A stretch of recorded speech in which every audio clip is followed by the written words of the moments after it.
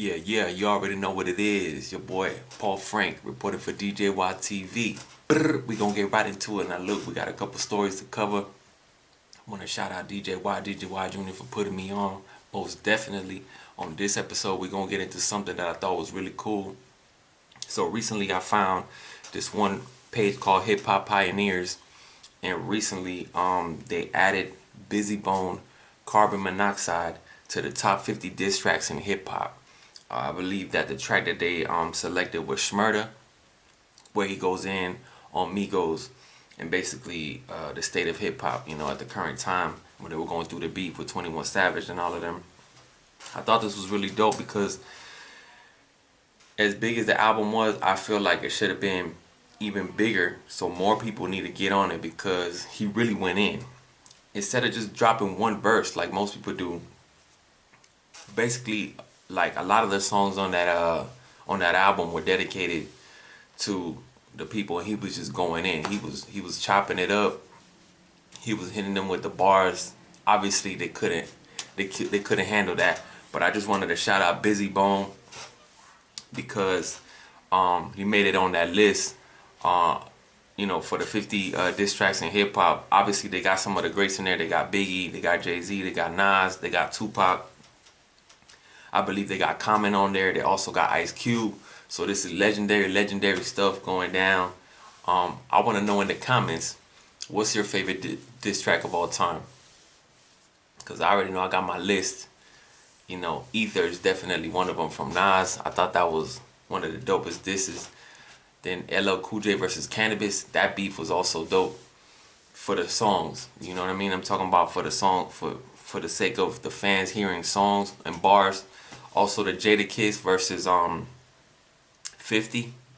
Jadakiss with the Animal. He murdered it. He killed it. So moving on though. We got another story. Basically right now, we've all got word that Logic is actually calling out Def Jam. Recently he came out basically stating that he hasn't been paid in over 8 years. Logic is a guy that was doing the numbers, streaming, selling records, touring with some of the best names out there. Obviously Def Jam, so he was out there with Jay-Z, J. Cole, all of the people that were doing it big. And he's basically calling out Def Jam because he has people that he collaborated with on his albums. So other artists and friends, fellow friends and peers in the industry that haven't been paid by Def Jam when they were featured on Logic's album. So he's basically calling them out. And you know what I mean, he's pretty upset from what it seems. They've released some screenshots of the messages that he has with the people from Def Jam. It's pretty interesting to see because you can see that he's kind of frustrated. So I'm just going to read the post that actually was released recently. And it says, at Def Jam, can you please pay my friends and musicians that have made my albums great? This is ridiculous at this point. I should be getting calls from close friends of mine. I shouldn't be getting calls from close friends of mine in the middle of dinner with my wife about how you haven't paid them from the budget you given me for this album. He said, the boy 6 ain't been paid all his money. Like who produced the intro hasn't been paid all his money. Kevin Randolph, the Rat Pack now as the voice of Kai, who he's worked with for years, hasn't been paid his money. Little Kiki, come on, you're not gonna pay Little Kiki. The legend from H-Town, come on. Y'all tripping. Little Kiki hasn't been paid his money. And DJ Rhetoric, after I hit you up 2 months ago to pay this man, he still hasn't gotten his money. Def Jam, where you at with the money? We want that money. Pay Lil Kiki his money. But these are just the calls I received. I don't even know who else of my friendships you effing up. Logic is cursing, so he going in. These are just the calls I received. I didn't even know who else of my friendships y'all effing up. This has got to be the 6th call he received. So the man's eating dinner, chilling. He already said he retired. He doing it up. He on Twitch getting money, getting that Twitch money. Playing games, streaming, having fun. Next thing you know, he eating dinner. Got the spaghetti, you know what I'm saying? Whatever he doing. Next thing you know, he get called like, hey man, where my money at? Hey man, that's got to be some rude stuff. Especially when you're dealing with the big major labels, Def Jam and all that. So, y'all better pay that money. So he said, "This ain't Noah, my A&R. This ain't the core homies on the label that helped me make the albums great. This is people deep in the company that I never even met. Pay these people. What is wrong with you?" Look, he getting crazy. He getting crazy. "I paid all my debts. This is not my debt to pay. These are friends, but they are hired musicians, and I demand you to stop effing around with my personal relationship. What is wrong with you?" Okay, he going in. Logic about to, okay. Logic, let's be logical now. Hold on. I'm not trying to start a war with my label, but at this point, it is utterly unfair. I mean, to this day, besides an advance, I have never seen a single cent in the 8 years I've been signed to this label. So hold up. Hold up, hold up. Let's get this straight. Let's backtrack for a second. This man said he been on the label for 8 years on Def Jam, and he ain't never seen a single cent. Well, hold up. I mean, look, I've never been signed to any label, but I've had some bummy jobs before, and I can honestly tell you, if I worked 8 years in one job and I ain't get paid, I would have been gone on that first week, you know? But, what the heck is going on now? Look, they say 8 years I've been signed to this label, but I don't care about that money. I just want my homies paid. What's going on here? Okay, so he's definitely going in at Def Jam. I don't know what seems to be the problem why they don't pay, because I thought that they had all the bread. And look, oh my, look, he said at the very end of the post, "Y'all made me want to unretire and drop the last album I have under my contract just so I don't have to deal with y'all no more." He said, "Goddamn," at the end. Okay, so you know he mad. He pissed. I don't know how I feel about this, because I feel like, man, you know, obviously he was doing numbers, because you can't just sign, you know, they can't just sign him to Def Jam if he wasn't moving. So he's definitely moving. Definitely got the cult following. I know he's got deals with Twitch now, so he's straight, and he's not even asking for the money for himself for those 8 years on Def Jam. He's talking about getting the collabs paid for and his friends and the other artists that work with him paid. So I know he got to be straight, but it's something alarming about Def Jam not paying the money. If Def Jam was one of the companies that, you know, was always being in your face with the promotions, with the big name artists, and it just makes you wonder about the, you know, about the industry and the moves that these people make, because I could have sworn that this kid was living it up. But it, you know, it makes me wonder about these kind of things. What do you guys think? I mean, they definitely got to pay the people that worked on the album. He mentions Little Kiki on here. He mentions some other people that have worked with him on these albums. Let me know what y'all think in the comments. I think this is completely messed up. Logic definitely looks like a cool dude. I mess with some of his music. He's worked with Joyner Lucas. He's worked with a lot of dope artists. Obviously, you know, Joe Budden went in on him for a little bit. They kind of went back and forth. But to be honest, you know, one thing is to be messed around with, especially when you're going to work, showing up to work, but you're not getting paid. You know, kind of reminds me of that guy from Office Space with the stapler. The man was in the system because of a glitch. You know what I mean? I don't really understand what's going on with the industry, but let me know what y'all think in the comments, man. We're going to keep it moving. Hey, Logic, man, I hope you get your bread. I hope all the people get the bread. I hope Lil Kiki get his bread. That's a legend right there. But hey, we're going to keep it moving. We're going to shed some light on Waka Flocka flame, because the man recently has received an honorary doctorate degree, which is a great thing. I don't see too many people talking about this, but he is now a college man, according to this article that came out. The Shade Room actually had some footage of him receiving the degree. I thought it was really cool. Waka Flocka is definitely a TV personality now. I know that he's on TV. I seen him with Tammy, his wife. They both pretty cool, you know, on TV. I feel like they could be making movies, having their own shows, which they already do. So that would be cool to see. But basically, he received a degree, a doctor's degree. It says, yesterday evening, the rapper was awarded an honorary doctor's degree in philanthropy and humanitarianism. So he could be seen on social media dressed to the nines with a graduation, with a cap and gown as he's accepted the honor. It's always good to see. He's always Waka Flocka has always been dropping jewels about how to stay relevant, doing the right thing. Obviously, we all know Deb is a manager for a lot of artists, and her head is always in the right place. When you see her on TV, especially Love and Hip Hop, you see that she is all about order. She's a straight up person, and I really like Deb's energy. She's always trying to hold it down and, you know, school people on what to do and doing the right thing.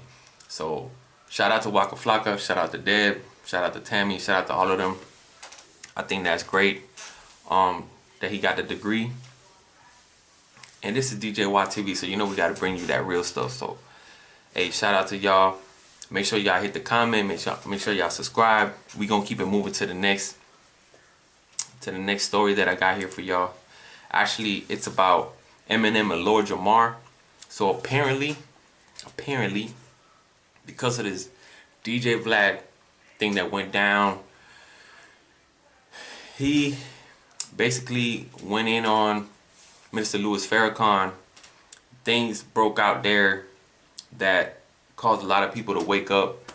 As far as Vlad, Royce da 5'9", a couple other people, you know, they kind of pumped the brakes on DJ Vlad because he disrespected the minister. And also my son was involved, so they're not pretty much going on Vlad's couch no more. And I believe that due to these, you know, circumstances, the beef that Eminem had with Lord Jamar, or Lord Jamar had with Eminem, vice versa, has come to an end finally.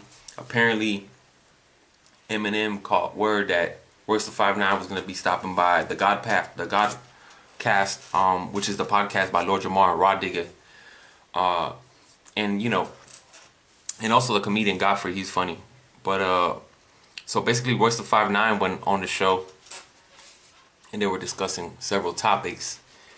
And obviously, you know, the name Slim Shady came up. So basically they had to, you know, they didn't have to talk about it, but they decided to talk about it. It was done really briefly and swiftly, obviously. But basically, you know, Royce da 5'9" said, oh yeah, you know, M told me to tell you what up. And also he was excited to know that I was coming to see Rod Digger on the show. So they said that Eminem is really like a little kid, like how he used to be back in the day. And now Lord Jamar has also said, you know, he told Royce da 5'9", tell your man that I said I'm off that now and what up. So that's basically like bridging the gap there. No more beef. Of course, you know, at one point Lord Jamar was one of Eminem's biggest critics. He never said that he couldn't rap though. He just said he wasn't played in the hood, and, you know, just different angles and, you know, different opinions, which depending on your taste of music could be said about a lot of things and a lot of other rappers as well. But, you know, it's always good to see that. I felt like there was definitely some tension at one point from Lord Jamar and Eminem, and obviously Eminem did fire back in the last album that came out. Nothing too harsh though, you know, as far as like bars going at him, as far as, you know, how he took out some of the other people like Machine Gun Kelly and some of the other critics and stuff like that. But it's always good, you know, to see this happen. Now, for those that don't know, Rod Digger actually is also on the show, and they used to work closely with Eminem back in the day. In the Outsiders, when the Outsiders was a group, and Eminem was actually traveling a lot to the East Coast and New York and all that, doing their backpack rapping, ciphers and all that shows. So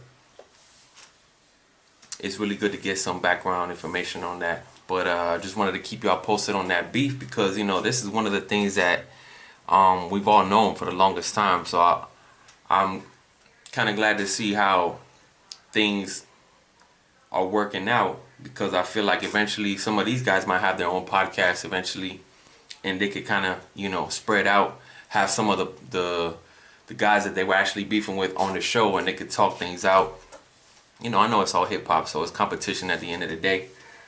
So we gonna keep it moving to the next topic was something that I found really kind of interesting. Y'all know how last month there was footage of Kanye West peeing on his Grammy award.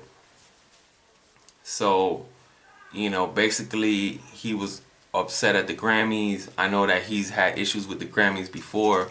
Me, myself, for like the longest time, I felt that the Grammys didn't really represent the music that I listen to in the current state for the longest time, you know, because I kind of stay away from radio music.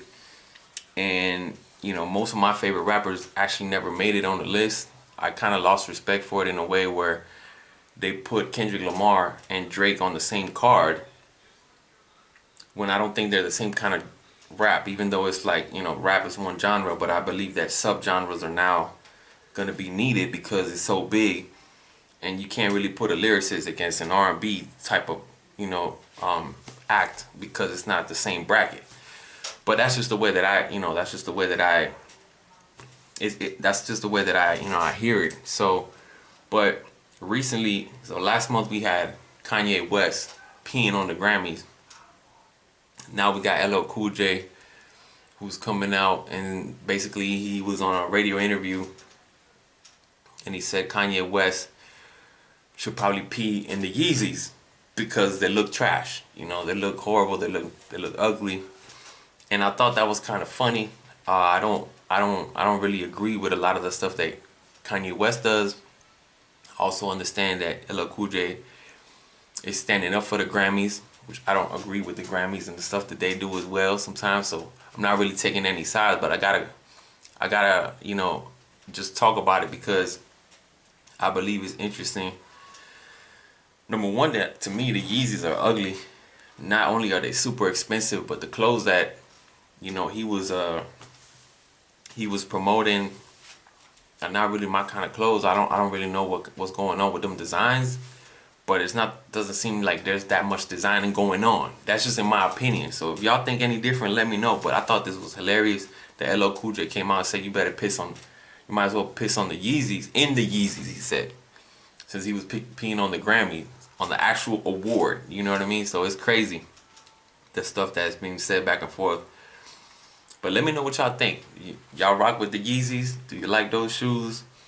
You know, me, I'm on a tight budget most of the time, so I don't really rock a lot of expensive stuff.